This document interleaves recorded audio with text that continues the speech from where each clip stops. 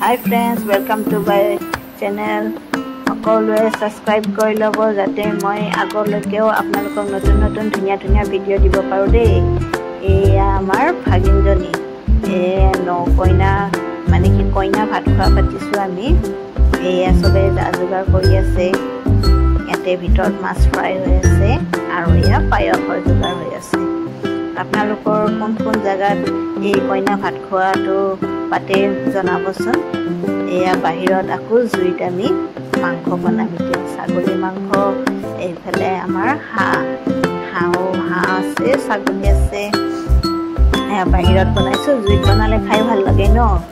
আকৌ এয়া ভিতৰত পায়সৰ যোগাৰ হৈ আছে। ভাত পানী হ'ল বাৰু বনোৱা।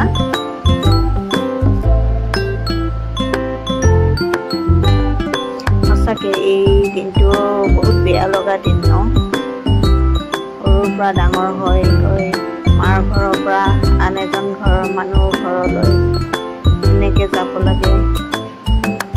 এইজনী আমাৰ কইনা। এয়া কইনা ভাত খুৱাই আছে মাকে। কইনাই কান্দিছে। বেয়া লাগে, চবৰে বেয়া লাগে ন। উপায় নাই, এয়ে নিয়ম আৰু কৰিবই লাগিব ন।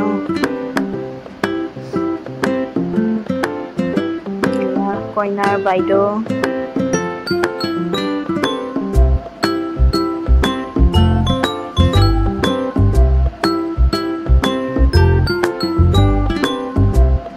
কইনাৰ আৰু আনজনী বাইদেউ ভিনদেউ আৰু ভাগিন।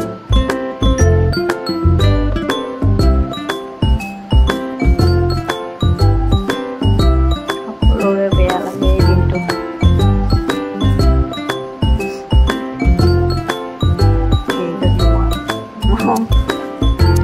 নাকান্দো ভাবি আছিলো কিন্তু সেই সময়ত মানে মনটো বেয়াই লাগি যায়।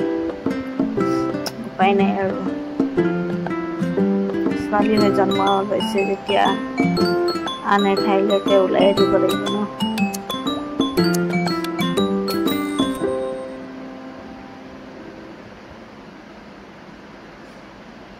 এয়া আমাৰ চবতকৈ ডাঙৰ ভাগিনজনীৰ মানে কইনাৰ বাইদেউজনীৰ ছোৱালী।